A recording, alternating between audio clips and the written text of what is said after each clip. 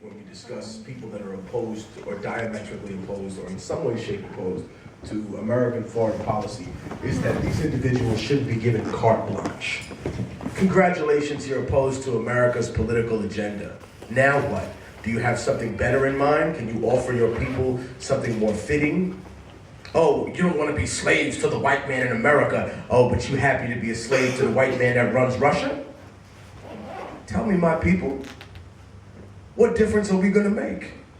When we look at one extreme or the other, who do you expect to bow to? When you look at geo-global politics, you don't want to be the client state of America, so whose client state are you going to be? Because the world's cold out there, baby, and little fish get swallowed up.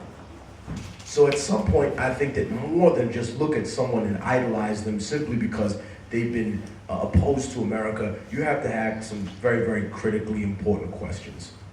And those are, have they made the life better significantly for the population? Have they addressed things that the colonial nation did not? I think in those two cases, yes, Castro and Chavez did. Castro much more at the expense of human rights than Chavez. But I think the thing that we are reminded of is that in this particular region of Latin America, we have the expanse of revolution, and that doesn't start with communism or Marxism for Latino people. I think that's a very, very important thing to point out.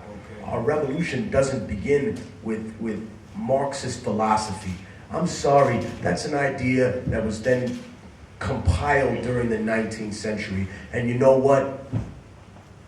Regardless of how you feel about your politics, us Black and Latino people didn't need a white guy from Europe or Russia or wherever, a couple of 100 years ago to come to the dark jungle and explain to us savages the complex concept of sharing.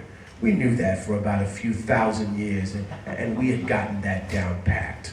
So when we talk about socialism and communism and what revolution in America reflects, let's get the narrative correct at least.